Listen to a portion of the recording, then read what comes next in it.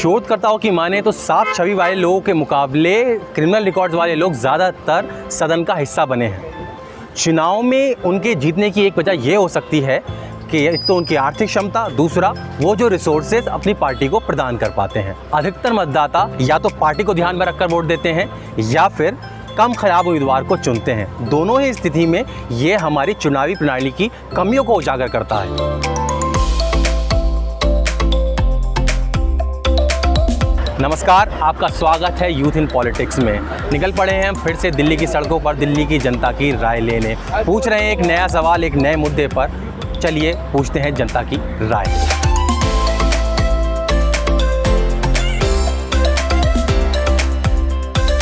50% तो होगा sir. I would say more than 90%. Sir 50% तो है ही। 25.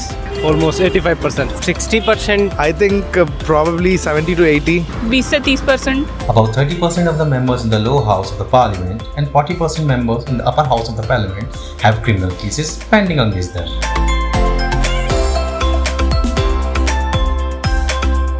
सर देखना तो चाहिए वैसे अब। Definitely. बिल्कुल देखा लेना चाहिए। बिल्कुल देखे जानी चाहिए। देखा जाना चाहिए पर वो हमें हाइड किया जाता है वो हमसे। मैक्सिमम लोग जिनके पास केस नहीं है, अच्छे पढ़े लिखे हैं, वो लोग आने चाहिए और यूथ को आना चाहिए। Yes.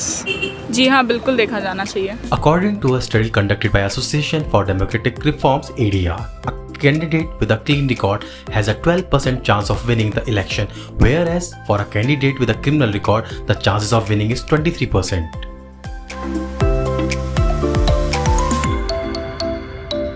तो ये तो सरकार को देखना चाहिए, क्रिमिनल रिकॉर्ड वालों को देते ही क्यों टिकट वो। मे बी यूथ को ज़्यादा चांस मिलना चाहिए, पॉलिटिक्स में यूथ को थोड़ा इंटरेस्ट दिखाना चाहिए। हमें देखना चाहिए खुद कि हम किसको वोट दे रहे हैं। पहले तो हमें अपने वोटिंग डेमोक्रेसी है तो ऑब्वियसली वोटिंग राइट्स का यूज़ करना चाहिए प्रॉपर्ली, और देखना चाहिए किस कैंडिडेट जो खड़े हैं हमारे लिए, मतलब जो हमारी सीट से या जो भी जहाँ से भी खड़े हैं, तो उन्हें देखना चाहिए, चेक करना चाहिए उनका बैकग्राउंड, उनके एजुकेशन क्वालिफिकेशंस एंड ऑल। थोड़ा अवेयर रह सकते हैं इन चीज़ों के बारे में।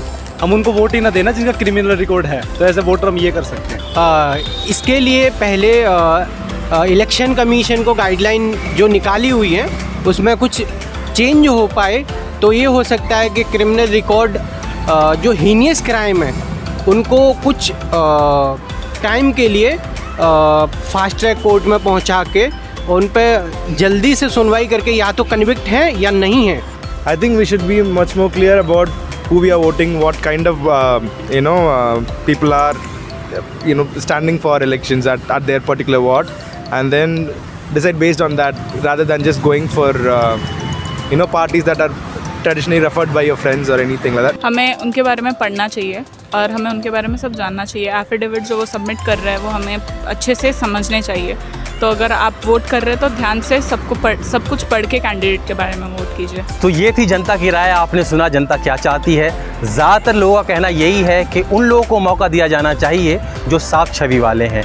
हमें वोट करने से पहले या पार्टी को टिकट चुन देने से पहले ये देखना चाहिए कि कौन सा व्यक्ति कितनी साफ छवि का है, किसके क्रिमिनल रिकॉर्ड्स हैं। यदि हम इस तरह की चीज़ों पर ध्यान देंगे तो ज़्यादा से ज़्यादा लोग जो क्लीन छवि वाले हैं, साफ छवि वाले हैं, हमारे पार्लियामेंट के मेंबर बन पाएंगे और शायद हम एक बेहतर देश और बेहतर पॉलिसी का निर्माण कर पाएंगे। तो यूथ इन पॉलिटिक्स लेता है आपसे विदा। हम मिलेंगे अगले वीडियो में आपको अलग मुद्दे के साथ। तब तक आप हमें सब्सक्राइब कर सकते हैं यूथ इन पॉलिटिक्स यूट्यूब पे, साथ ही प्रेस करते सकते हैं हमारा बेल आइकन ताकि आपको हमारी नोटिफिकेशन मिलती रहें।